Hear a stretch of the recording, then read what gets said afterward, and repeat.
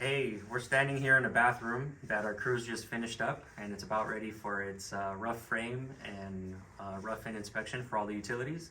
And just wanted to highlight for you guys some things that you should be looking for to make sure that you are getting proper quality work, and to make sure that your building inspector doesn't find too many corrections for you to deal with after your inspection.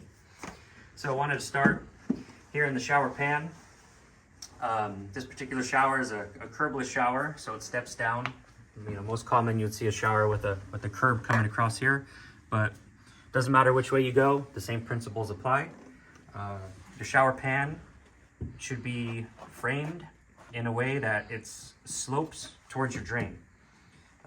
You want to make sure also that the framers put in plenty of screws or nails so that the pan is nice and secure in preparation for the waterproofing.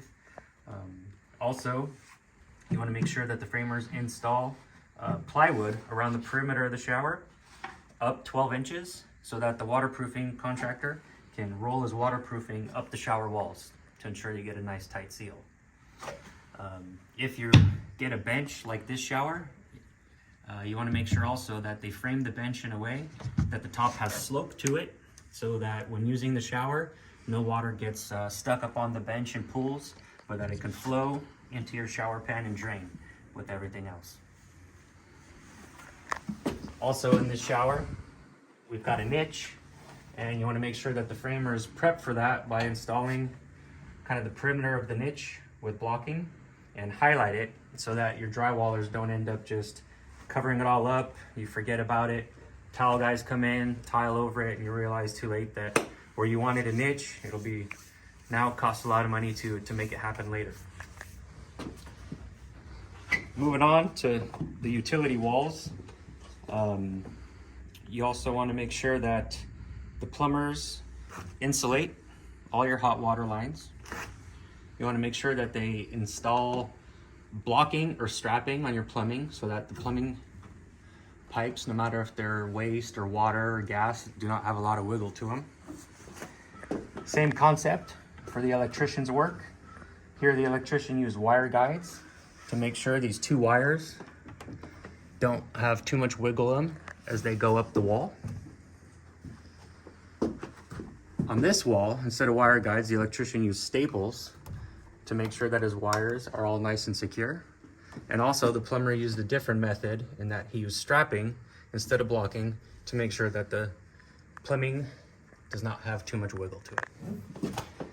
You also want to make sure that any areas that are exposed to potentially getting a nail or drywall screw to them, get a nail plate for protection.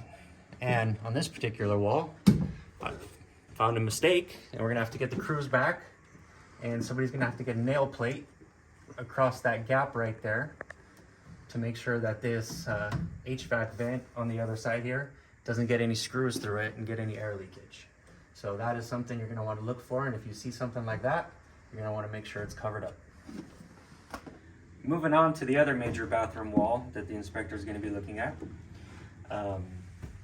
would be your vanity and toilet wall. And here you can see that the toilet flange is installed using water-resistant corrosion screws. The toilet supply line is strapped so it doesn't have any movement.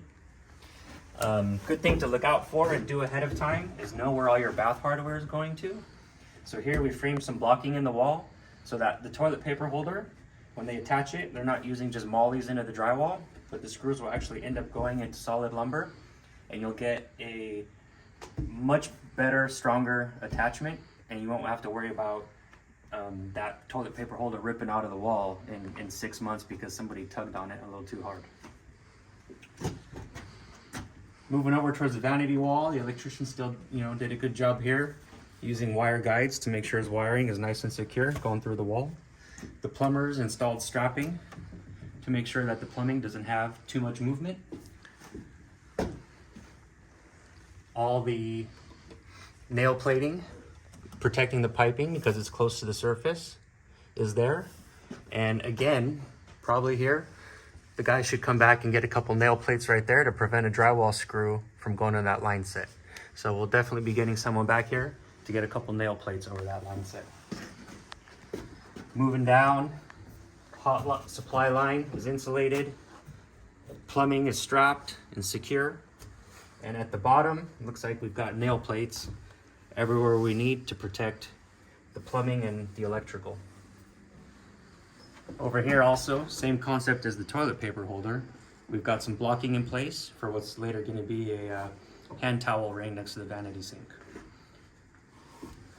And moving on up to the ceiling,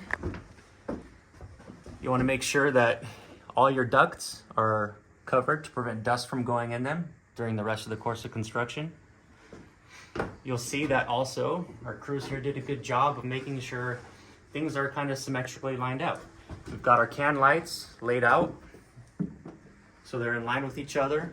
Our fire sprinkler head here is lined up with the can lights in this direction, and then moving this way, our exhaust fan is in line with the can lights.